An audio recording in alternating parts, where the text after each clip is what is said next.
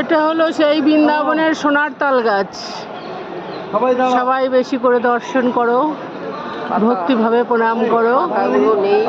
পাতাগুলো নেই, দুঃখের বিষয়, কারণ সোনার গাছ তো এটা, সেই জন্য আমি একটু কাছে নিয়ে যাচ্ছি। আরো দেখতে থাকো।